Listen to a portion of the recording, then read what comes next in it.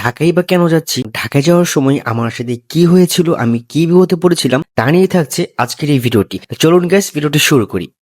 Hello everyone, আসসালামু আলাইকুম। কেমন আছেন সবাই? আশা করি সবাই ভালো আছেন। আলহামদুলিল্লাহ আমিও ভালো আছি। তো welcome to my official YouTube channel Lima blog and welcome to my another brand new vlog. আমি যখন বাসা থেকে বের হয়েছিলাম তখন ঠিক 5টা বাজে, মানে ভোর 5টা। এক পর্যায়ে ঘুমার সাথেই যুদ্ধ করেই বের হয়ে যাচ্ছি। আর এদিক দিয়ে কিন্তু দিনের অবস্থা বেশি একটা ভালো না।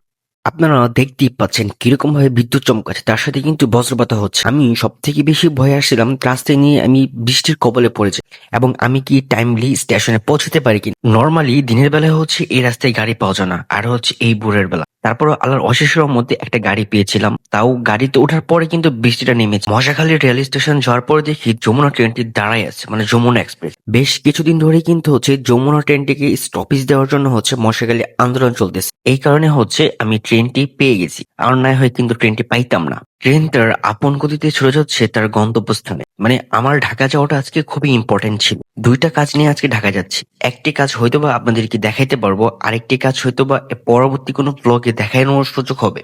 ও আর হ্যাঁ, আরেকটা কথা বলতে ভুলেই গেছি। আরেকটা বিপদ আমার সাথে যেটা হয়েছে, আমি একটা মতো শার্ট নিয়ে আসছি, আর এই শার্টটাও কিন্তু হচ্ছে বেশি নষ্ট হয়ে গেছে। কারণ ট্রেনে যেহেতু জংকার পড়া ছিল, আমার শার্টে দাগ পড়ে গেছে। কি একটা বিপদ হয়ে গেল। বৃষ্টি ভেজা শরীর আর বৃষ্টি ভেজা শহর দেখতে দেখতে আমি এখন চলে এসেছি হচ্ছে কমলাপুর রেল স্টেশন। কমলাপুর থেকে নেমে আমার এখন গন্তব্য হচ্ছে মেট্রো রেল স্টেশনে, কারণ মেট্রো করে আমি যাবো হচ্ছে ঢাকা ইউনিভার্সিটি।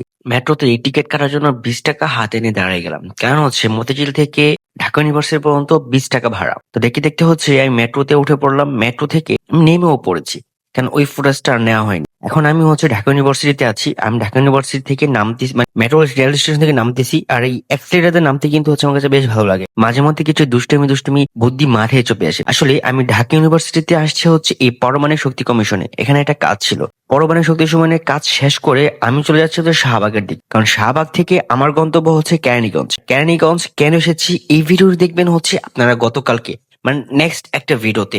ভিডিওটি যদি করতাম তাহলে হচ্ছে লং হয়ে যেত, এই জন্য হচ্ছে ভিডিওটা আর করিনি। তো গাইস, আপনাদের কাছে হচ্ছে এই ভিডিওটি কেমন লেগেছে তা কিন্তু অবশ্যই কমেন্ট করে জানিয়ে যাবে। তো আজকে ভিডিও শেষ করছি এখানেই, দেখা হচ্ছে পরবর্তী কোনো ভিডিওতে। সে পর্যন্ত ভালো থাকবেন, সুস্থ থাকবেন। টাটা, হ্যাভ ফান, আসসালামু আলাইকুম।